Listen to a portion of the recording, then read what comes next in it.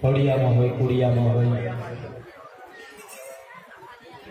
દરેક જણ હાથમાં ફૂલ રાખો, ચોખા લેવાના, યજ્ઞનો આરંભ કરીએ।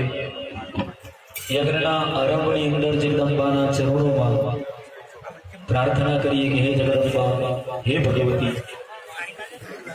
આ યજ્ઞનો આરંભ કરીએ છીએ। આ યજ્ઞના આરંભની અંદર માતાજીને શાંતિ પ્રાર્થના કરીએ।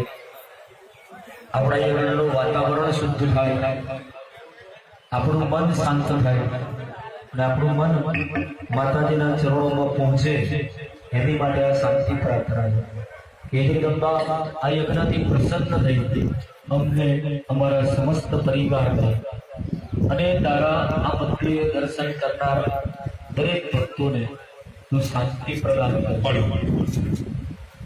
જીવનમાં 3 પ્રકારની શાંતિની જરૂર પડે દરેક વ્યક્તિને। પહેલી શાંતિ એ તનની શાંતિ, શરીર સારું હોવું જોઈએ। બીજી શાંતિ મનની, કે મન પણ આપણું શાંત હોવું જોઈએ।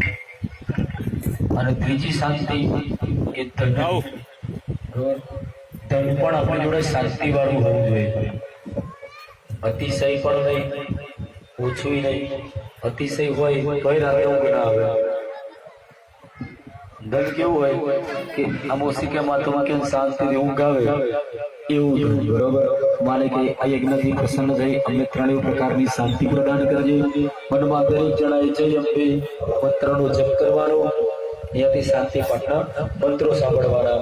હરિ ઓમ યા શ્રી સ્વયં સુરનિના ભવને સ્વલક્ષ્મી પાપાત્મના નદિયામ હૃદય સુબુદ્ધિ